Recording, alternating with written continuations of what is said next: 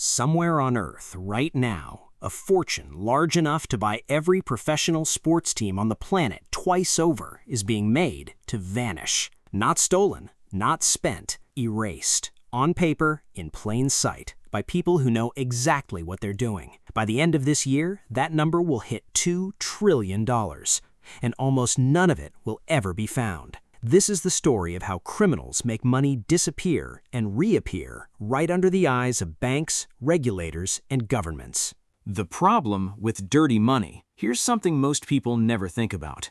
Being a successful criminal is easy. Staying a successful criminal is the hard part. Say you make a fortune from something illegal, drug trafficking, embezzlement, bribery, tax fraud. The cash itself isn't the prize. The prize is being able to use it.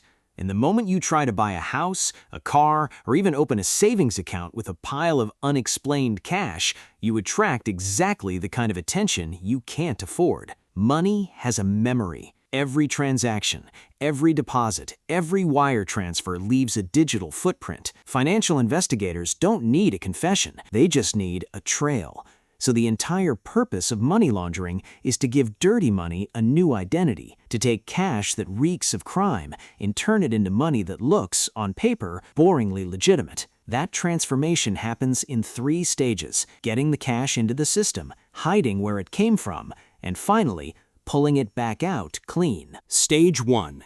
Getting it in. The first stage is the most dangerous part of the entire operation because this is where cash, physical, bulky, untraceable cash, has to enter the formal financial system for the first time. Banks are required by law to report any single deposit over $10,000 in the United States.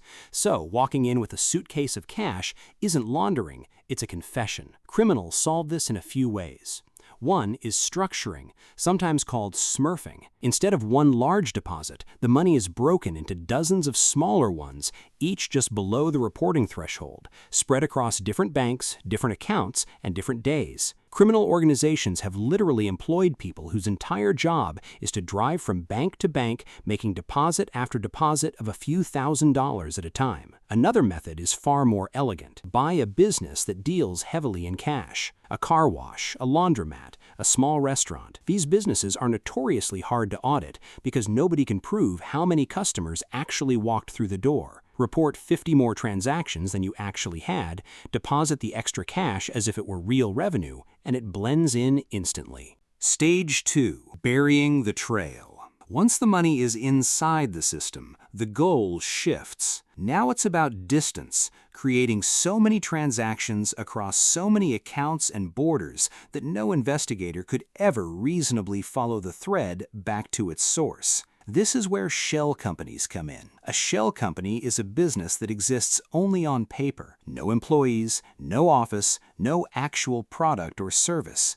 Just a name, a registration certificate, and a bank account. In certain jurisdictions, the British Virgin Islands, the Cayman Islands, or even Delaware right here in the US, you can set one up for a few $100s, often without ever revealing who actually owns it. Money gets wired from one shell company to another, disguised as loans, invoices, or investment returns. It might move through 4 or 5 countries in a matter of weeks. Each transfer looks legal on its own. It's only when you try to trace the entire chain that you realize it leads absolutely nowhere by design. Stage 3. Bringing it home clean.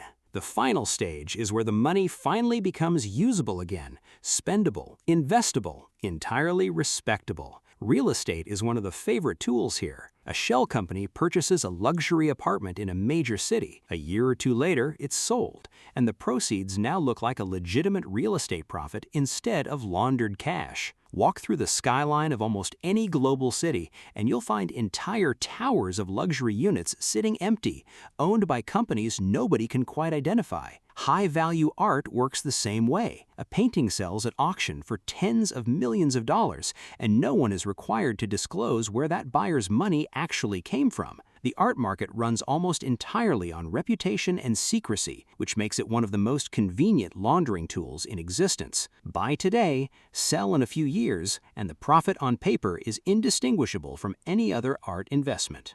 The scale of it. Here's the number that should stop you in your tracks. The United Nations Office on Drugs and Crime estimates that between $800 billion and $2 trillion is laundered globally every single year. That's roughly 2 to 5% of the entire world's GDP cycling through fake companies, empty apartments, and auction houses. And of all that money, global authorities manage to seize only a tiny fraction of it, commonly estimated at around 1%. That means for every $100 a criminal organization launders, $99 comes out the other side clean, untouched, and ready to spend. If any legitimate industry operated with a 99% success rate, it would be called one of the greatest business models in history. In the world of financial crime, it's simply business as usual, happening quietly, in plain sight, one shell company and one empty apartment at a time.